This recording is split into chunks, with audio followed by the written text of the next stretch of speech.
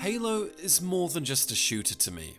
It's a series with emotion, atmosphere, and a side to its storytelling that I rarely see displayed to the same extent and the same quality. While Halo contains many epic action sequences, hilarious shenanigans, or intense, challenging firefights, one of my favourite parts of the series is the more somber, yet most imperative aspects of its narrative, most notably in the games developed by Bungie, the essence of humanity.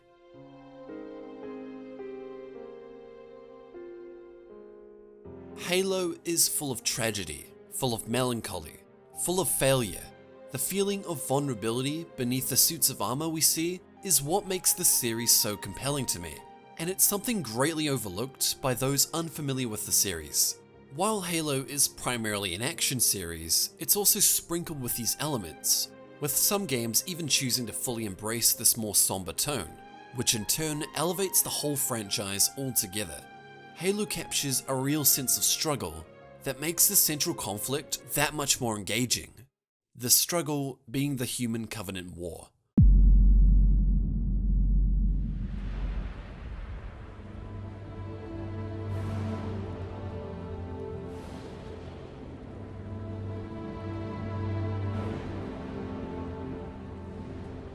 Stories are often defined by their conflict. The greater the struggle, and the more difficult the odds, the more satisfying it can feel when the characters overcome it. The Human Covenant War is one of my favourite conflicts in any piece of media, because it carries with it an oppressive, melancholic, and even depressing reality. Humanity is at war with an advanced alien alliance, and through its depiction within many of the games, it doesn't just feel like conflict. It feels like a scramble for survival. Humanity, or more specifically the UNSC, is outgunned, outnumbered, and outmatched in almost every battle. And this brings a sense of vulnerability and weakness to these games, which is unique to Halo. This sobering reality makes the Covenant feel unstoppable, causing the war to feel like a losing fight. You didn't answer my question. You want to know if we're losing? I know we're losing. I want to know if we've lost.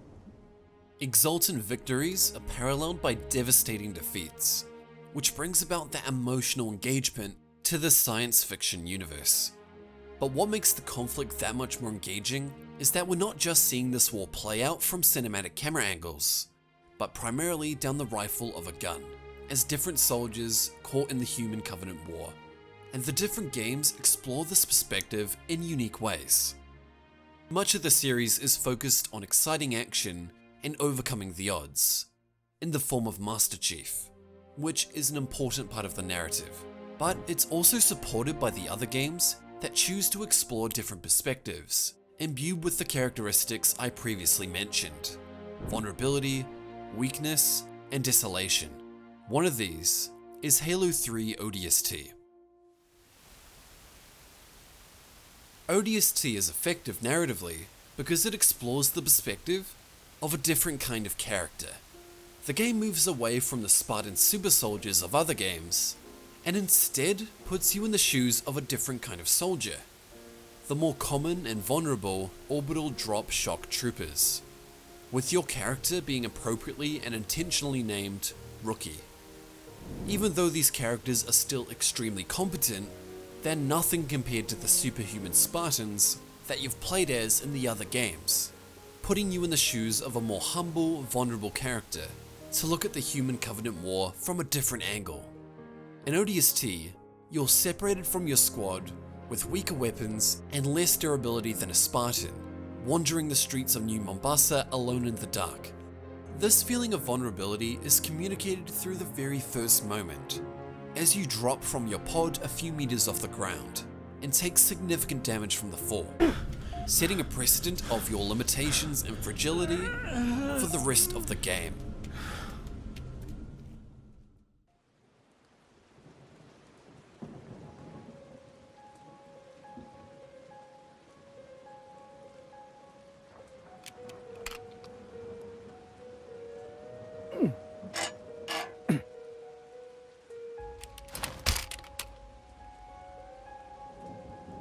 This change in perspective is also accentuated with small segments of action, as you piece together what happened to your squad, with action-oriented segments during the day, contrasted by the lonely, quiet segments in the night, achieving a more detective noir experience as opposed to cinematic action. This distinct tone and palpable atmosphere within ODST works because you're not a Spartan super soldier like in the rest of the series. Slowing the traditional pace of Halo down to explore a lonely experience works because of the underlying sense of vulnerability. A large amount of your time is spent exploring the streets of the city many hours after the peak of the excitement, when much has already been lost, and the city left in ruin. And the moments of action you do experience feel like strenuous last stands, reinforcing the idea that you're no longer the center of the universe, you're just a soldier. Halo ODST gives you a change in perspective, and to help us remember that not all characters are genetically enhanced, near invincible super soldiers, but just human, vulnerable people who aren't always strong enough to turn the tide of battle, and are often overwhelmed by the superior forces of the Covenant, but still continue to fight to the very end for humanity.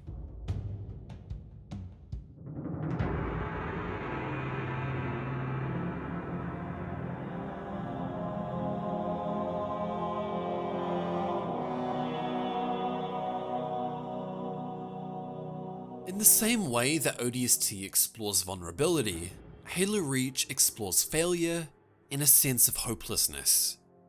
The fall of Reach is an event referenced throughout the Halo series, and the outcome of the narrative is laid out clearly from the very first moment of the game. A narrative where almost all the main characters die, and Planet Reach is left in ruin.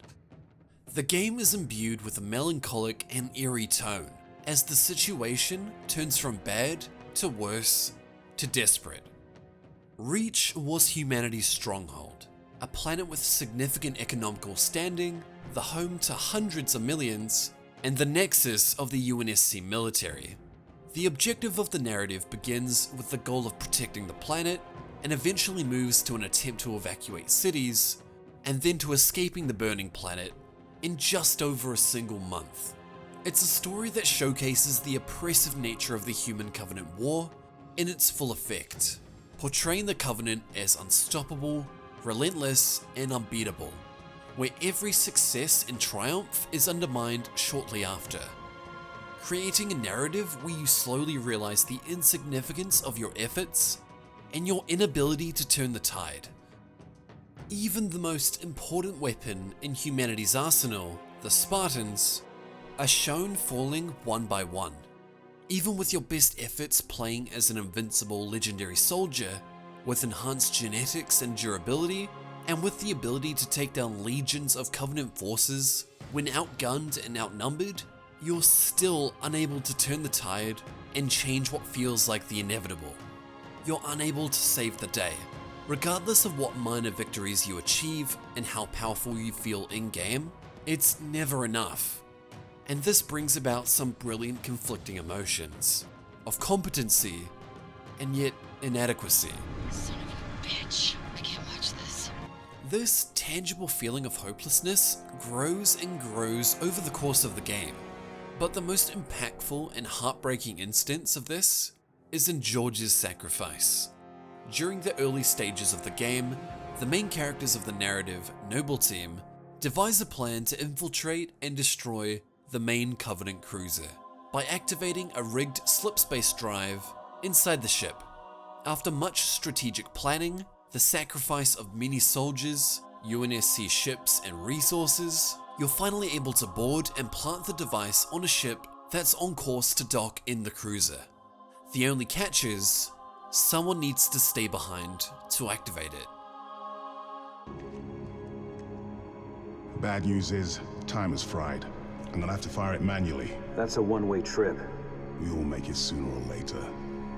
Better get going, Six. They're gonna need you down there. Listen, Reach has been good to me. Time has come to return the favor. Don't deny me this.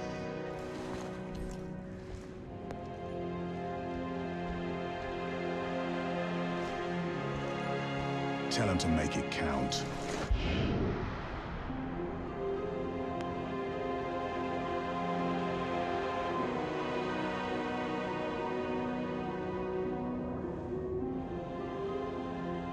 But the most heartbreaking thing comes only moments later.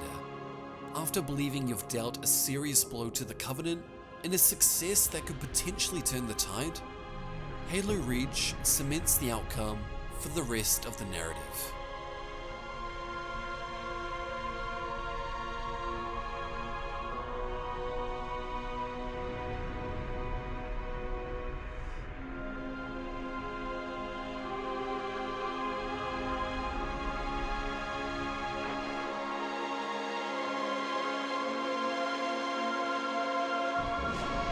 Slip space rupture detected. Gamma station control, reading multiple pings below the orbital defense Slip grid. space rupture detected. Yeah, we're picking up anomalies too. Are you reading Slip it? space rupture Multiple detected. Covenant signatures. Slip space Is anyone rupture using? detected. They're everywhere. Slip space Yeah, rupture must be detected. the whole damn Covenant Slip fleet. space rupture detected. George's sacrifice was entirely in vain. This is where the last bit of hope of victory crumbles, replacing all feelings of hope with dejection.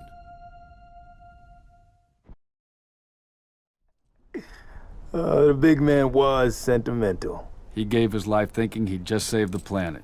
We should all be so lucky. Halo Reach has one of the most oppressive atmospheres in the entire series. It carries a tangible sense of dread and hopelessness.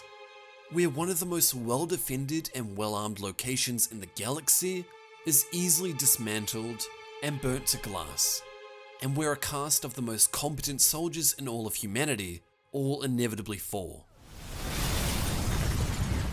While on its own, Reach remains primarily eerie and depressing, but with the larger context of the series, it's imbued with another core aspect of humanity that elevates itself and the rest of the Halo narrative as a result. This core aspect being hope.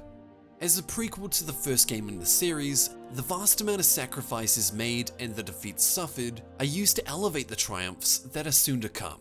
In the last moments of Reach, after the eventual demise of almost all your team, your character sacrifices their life to protect the last ship to leave the planet, the Pillar of Autumn. Surrounded by a vast amount of Covenant ships, the Autumn is barely able to escape the atmosphere, but survives thanks to your valiant sacrifice. It's this ship that carries hope for humanity's survival and eventual victory over the Covenant. This hope is Master Chief.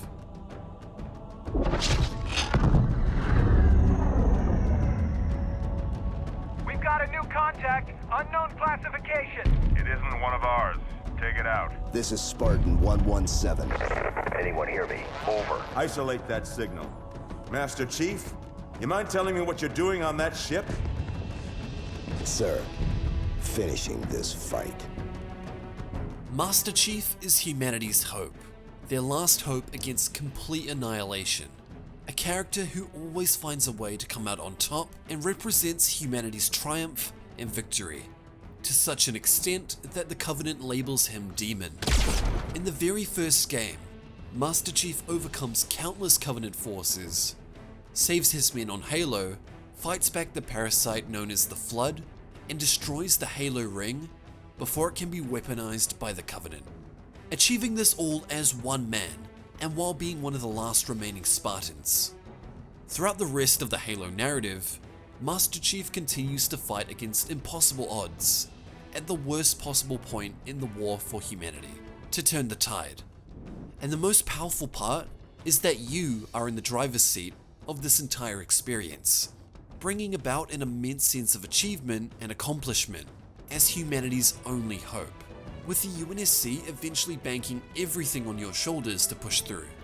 But Master Chief isn't just a military soldier doing his job and following orders, but a character who has an unending desire to succeed, to protect those around him, and by extension, humanity as a whole, taking initiative and leading humanity to victory. Master Chief as a character is simple but incredibly effective, and a reason he works so well is that he's supported by the context of an oppressive sense of impossible odds, weakness, and defeat. portrayed in the games outside of Master Chief's story, the extended Halo lore, and in the general tone of the series. The triumphs of Master Chief are so emotional and compelling because they're elevated by the characters who carry that sense of weakness, vulnerability, and defeat. Because all of these elements are what it means to be human, and it makes Master Chief worth rooting for. He gives humanity hope and something to believe in.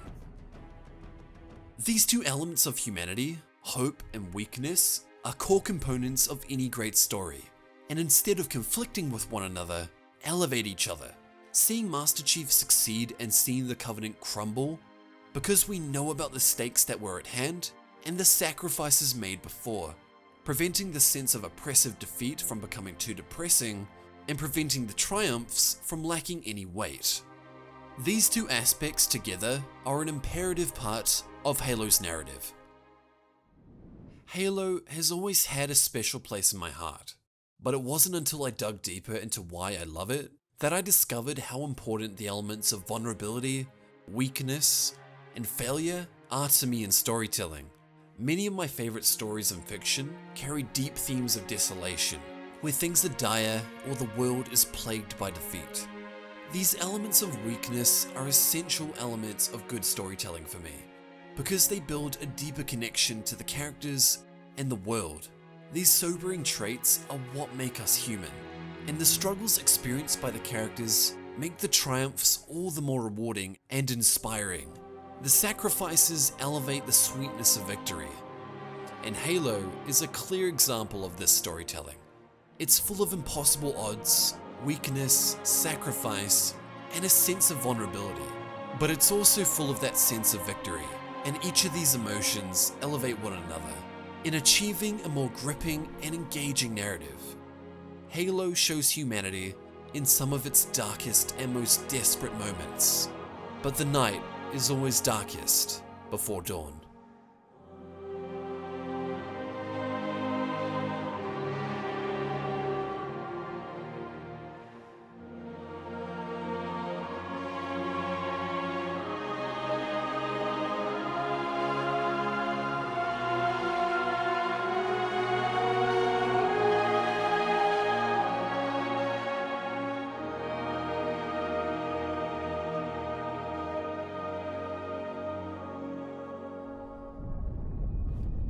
If we don't make it, We'll make it.